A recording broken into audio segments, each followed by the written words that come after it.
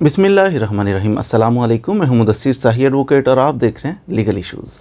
आज हमारा टॉपिक है कि बच्चे, आजकल के बच्चों को, ये सारे बच्चों की बात नहीं हो रही बल्कि कुछ बच्चों को ये बड़ी उलझन सी होती है कि क्या हम अपने वालिद साहब की लाइफ टाइम के अंदर, वालिद ज़िंदा हैं तो क्या लाइफ टाइम के अंदर हम अपने वालिद साहब से अपना हिस्सा ले सकते हैं प्रॉपर्टी में से।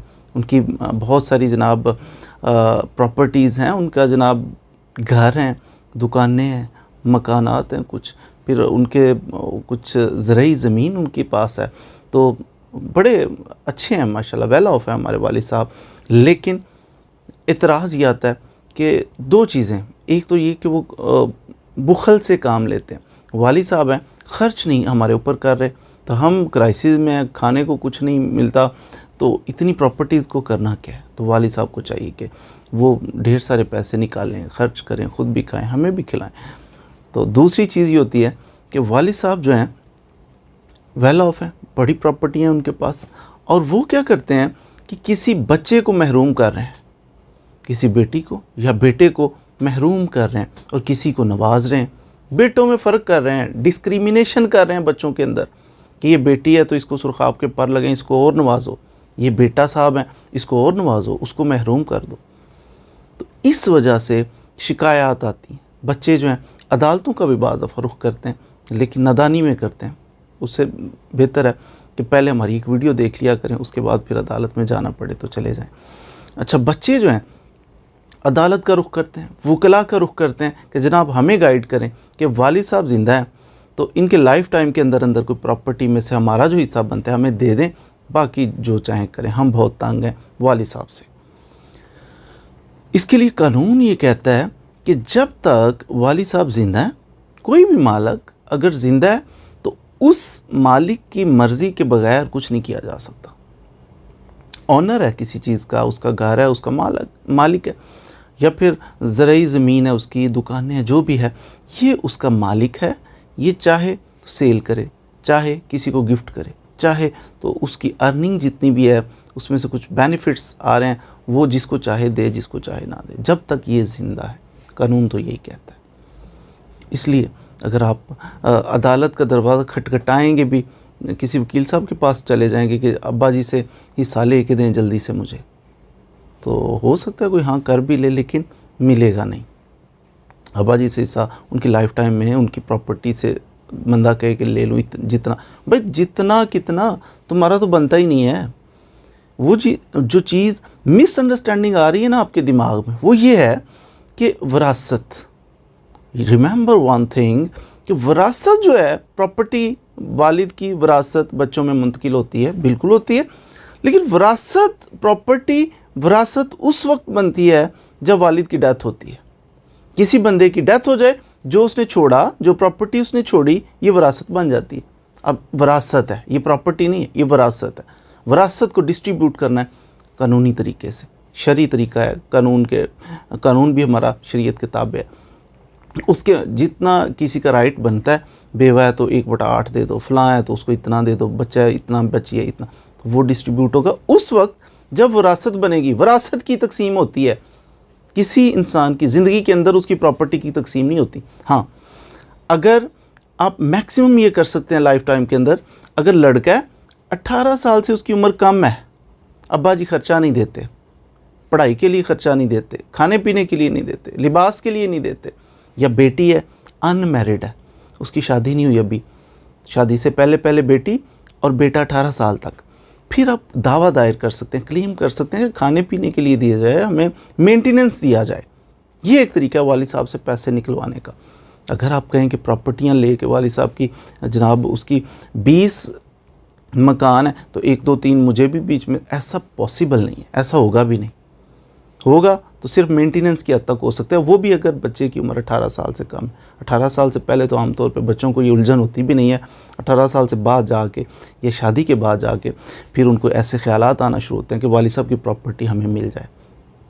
तो मैंने क्लियर कर दिया आपको कि कभी भी लाइफ टाइम के अंदर वालिद साहब ज़िंदा हैं तो उनकी प्रॉपर्टी लेने की कोशिश ना करें कानूनी तौर पर, तो पहले से भी जाओगे, वालिद साहब गुस्से में आ जाएंगे और जो मिलना है उससे पहले ही सेल करके कुछ कर देंगे।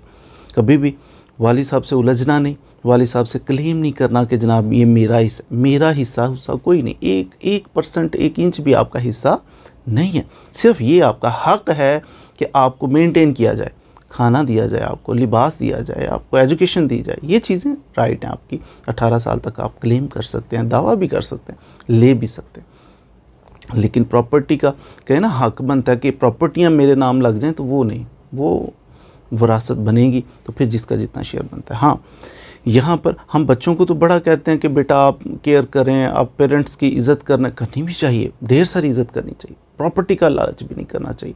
लेकिन वो पेरेंट्स, उनको भी होश के नाखून लेने चाहिए कि जो डिस्क्रिमिनेशन करते हैं बच्चों में। मैं मानता हूँ कि कुछ बच्चों के अंदर भी फ़र्क होता है। कोई बच्चा ज़्यादा ताबेदार होता है, कोई खुश अखलाक ज़्यादा होता है, कोई जनाब नशे पे लग जाता है। लेकिन जो बुरा है, जो नशे पे लग चुका है, जो नाफरमान है, तो गुमराह हो गया, रहता तो वो भी बच्चा है ना, वो किसका बच्चा बन जाए, रहना उसने आपका ही बेटा है। तो वालिदैन को ये चीज़ ज़ेब नहीं देती कि वो जनाब डिस्क्रिमिनेशन करके एक को नवाज दें और दूसरे को महरूम कर दें। भाई हम भी तो गंदे हैं, हम भी तो नालायक हैं, हम भी तो गुनहगार हैं। अल्लाह की ज़ात तो हमें महरूम नहीं करती। अल्लाह की ज़ात तो पर्दे डाल के तो सबको नवाजती है, सबको खाना खिलाती है। तो अल्लाह की ज़ात जब खिलाती है तो हम बड़ी खुशी से खाना खाते हैं, रिज़्क़ खाते हैं, सारा कुछ आसाइशें मिले तो हम खुश होते हैं। अल्लाह की रहमत है। तो भाई अल्लाह की रहमत है तो वालिदैन भी तो शफ़ीक होते हैं, इनको भी तो रहम करना चाहिए अपनी औलाद के ऊपर। औलाद जैसी भी है, डिस्क्रिमिनेशन, यहाँ मैं बड़ी पते की बात आपको बताता चलूँ। फौत हो जाए को बंदा, उसकी प्रॉपर्टी बचे, वो होती है विरासत, और विरासत की तकसीम होगी कानून के मुताबिक। बेटे को मिलेगा डबल, बेटी को बेटे से आधा मिलता है ये। लेकिन अगर लाइफ टाइम के अंदर बाप चाहता है कि मैं अपने बच्चों को कुछ दूं, ये उसकी डिस्क्रिशन है, चाहे तो दे भी सकता है, गिफ्ट कर दे, बेटा ये मकान आपको, ये दुकान। जब लाइफ टाइम के अंदर किया जाएगा फिर ये असूल नहीं रहेगा कि बेटी को आधा और ना, फिर असूल ये होगा कि बेटी हो या बेटा हो इक्वल, वालिद साहब ने इक्वल ट्रीट करना है। खाने वाली कोई चीज़ है, मिसाल के तौर पर 4 बच्चे हैं, 2 बेटियाँ 2 बेटे हैं, खाने वाली चीज़ है, तो वालिद ये नहीं करता बेटे को ज़्यादा जनाब दे दे, ऐसा नहीं कर सकता। इक्वल इक्वल इक्वल, बेटी बेटे में कोई डिफरेंस नहीं, बल्कि बाज़ सूरतों में बेटी को प्रेफर किया जाता है, बेटी को पहले पेश करें, बेटी की इज़्ज़त ज़्यादा है। तो ये चीज़ है कि ज़िंदगी के अंदर अगर प्रॉपर्टी भी बाप ने देनी है ना, तो जितनी बेटी को दे उतनी ही बेटे को, उतनी सब बच्चों को इक्वल ट्रीट करे। हाँ, अगर बाप फौत हो जाए उसके बाद विरासत की तकसीम करनी है, फिर वो ड्यू जो पोर्शन बनता है, जिसका आधा बनता है, किसी का 8वां हिस्सा बनता है, किसी का कुछ बनता है, उसी तरह से वो डिस्ट्रीब्यूट की जाएगी। लेकिन कभी भी लाइफ टाइम के अंदर वालिद साहब से उलझना नहीं चाहिए, और वालिद साहब को भी कभी बच्चों में तफरीक नहीं करनी चाहिए। एक बच्चे को नवाज दो, ये खुश अखलाक है, ये खिदमत करता है, भाई करता है अच्छा है, लेकिन दूसरे को महरूम करते हुए डरा करें। रसूलुल्लाह सल्लल्लाहु अलैहि वसल्लम के हदीस मुबारक का मफ़हूम अर्ज़ करता हूँ।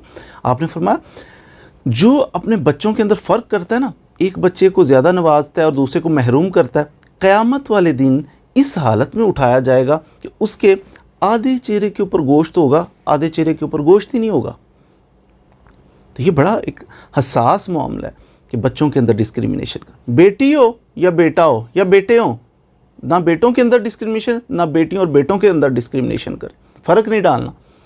वालिदैन मेहरबान होते हैं और मेहरबान ही रहना है वालिदैन को, सबके ऊपर हाथ रखें, सबकी केयर करें, सबके लिए दुआ करें, सबके लिए ठंडी हवा आनी चाहिए वालिदैन की तरफ से। बाज़ दफ़ा इस सोसाइटी के अंदर जिस ज़माने में हम रह रहे हैं ना, बाज़ दफ़ा वालिदैन भी जज्बात में आ जाते हैं, और जज्बात में आके वो फिर इससे काट लो, उससे दूर हो जाओ, इसको ये कर ना, वालिदैन को ये ज़ेब नहीं देता। ये तो बड़े लोग होते हैं, बड़े आला लोग होते हैं, बड़े मुकाम वाले लोग हैं, इनको ये चीज़ें ज़ेब नहीं देती। इनका काम है दस्ते शफ़क़त ही रखें, नरमी ही करें औलाद पे, और औलाद को चाहिए हर हाल में वो पेरेंट्स की इज़्ज़त करे, फर्मा बरदारी करे।